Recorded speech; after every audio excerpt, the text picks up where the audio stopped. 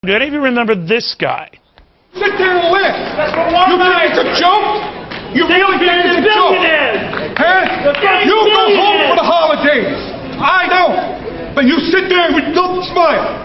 You know what? I wish it was election because you would do better this year. If it was election time, because you would be worried about your election and not about the people. It's time to get up and fight for the people. I'm almost afraid to ask Scott McGrath, who fired off that response to FEMA and its lackluster aid, how he feels about a package that could be coming his way, a third of which is going to someone else. Scott? I don't think it's right. First of all, you know, they keep saying they're going to help the victims of Sandy. They're not. You know, it's still getting the runaround and stuff like that. It's wrong to add stuff to put us, the American people, more in debt by adding, putting in these secret little deals that they want for the other states. Now, if that was the price, you know how politics work, they always say this is how we do business. If that was the price of getting votes to get aid to you, it's a hell of a price to pay. It is. That's a 30% commission. It sure is, because you know what? The middle class is going to pay for it at the end.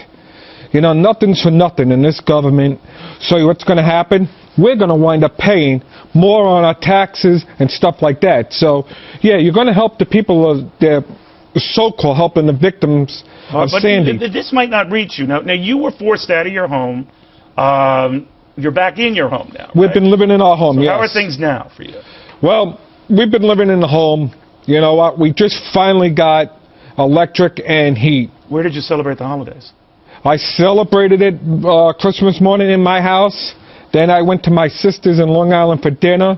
For New Year's, we were there. New Year's Eve, we were there. Then we went over to my neighbor for the... We're showing your house, Scott. It looks like an absolute mess. Now, what have they told you they're going to fork over to help you here? They said that they want... we got a proposal from the insurance company. They're saying that a piece of plywood to do one of those sections of the whole room is $54 to tear it up and replace it. $54.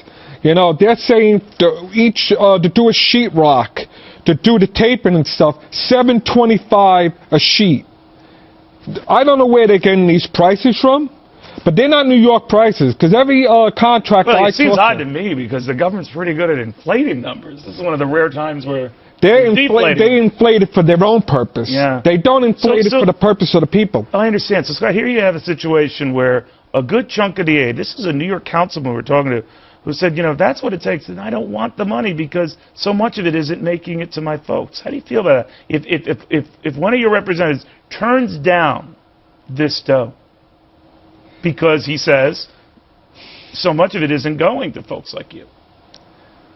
He's right and he's wrong, because you can't put us all in more debt. This country's in debt. We're so easy and eager to help these other countries that, you know what, we forget about our own people. And yeah, again, we're middle class. By taking this extra stuff that is nonsense or we don't need, you're putting more of a tax burden on the government, and who's going to pay for it? You don't mind not getting the money on that principal stand? They have to change it and cut out the pork. They have to be honest with it. But we already know a third of this is going to pork and stupid stuff. Would you accept the 2/3, or not even that isn't? You can't accept it if it's going to put us in more debt down the road. We're going to hurt the middle class families. He's absolutely right. You can't. The middle class is what... Well, then I want you to listen to this. This is Senator Chuck Schumer when this whole thing blew up in the House, and Speaker Boehner had cut this. And what he was saying essentially at the time was, look, I'm going to shelve this because I want to re-examine it. Look at where the money's being apportioned. Chuck Schumer went, that you know what. This is from Senator Schumer. I want you to react. I heard Darrell Issa say today that the bill didn't move in the House because it was filled with pork. I'd like Darrell Issa to sit eye to eye with a homeowner who has lost their home and their life and tell that homeowner to his face that that's pork. More than a third of it's pork. He's full of it. you know what, Schumer has to get with the grip. You know what, again, they have to worry about what's going to come in the long time after everything's settled. You know, everybody's, let's hurry, hurry, hurry and do it now. A quick fix is not going to help us.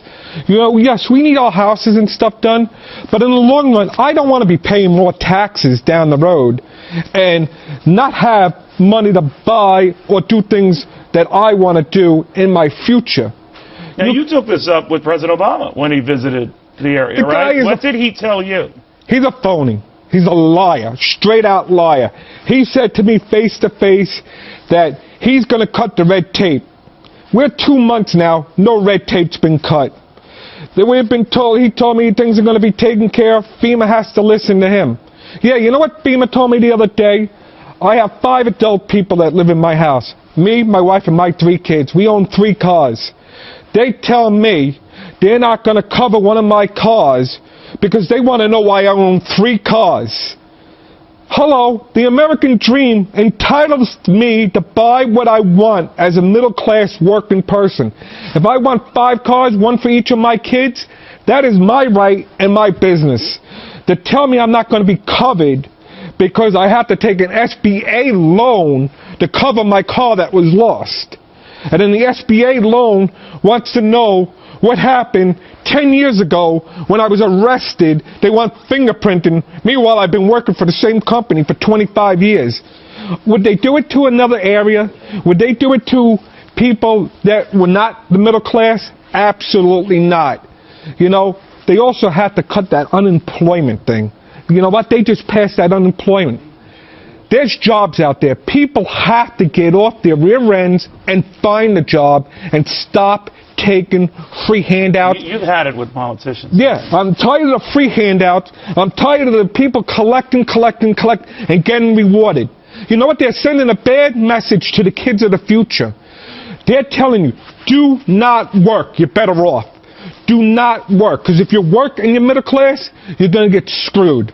And that's the bottom line. You're going to get screwed as a middle class person. Politicians are screwing you again. Sure are. Yeah. They're doing it to the middle class. The middle class has to wake up. That's what we have to wake up and protest. You do it, you know what? You see it. The minorities, when there's a problem, they protest. They fight, and they get things done.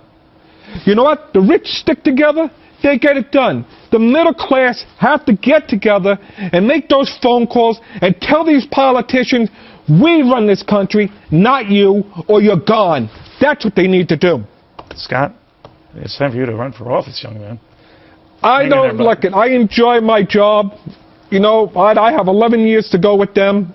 My wife and people have told me that. You need honest people there. There can't be, you have to be honest with the people. You know what? We're the working class. You are indeed. You deserve better, Scott. You deserve better. I want to thank you very much.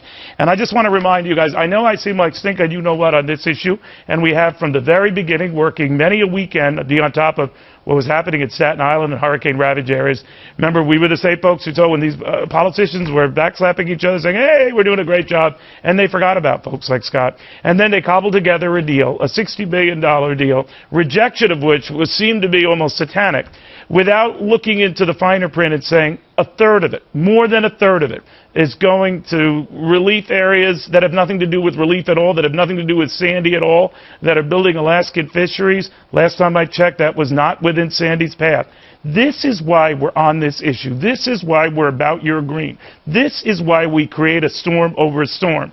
Because the bull that folks like Scott have to deal with is un-American. And the lies upon lies that are foisted upon him and victims like him in the name of doing good has got to stop. And I will tell you what, people, and all of my friends who join me on this show, I'm stubborn, and I'm not stopping looking at that money. Red or blue, I am going to be on you like stink on you know what.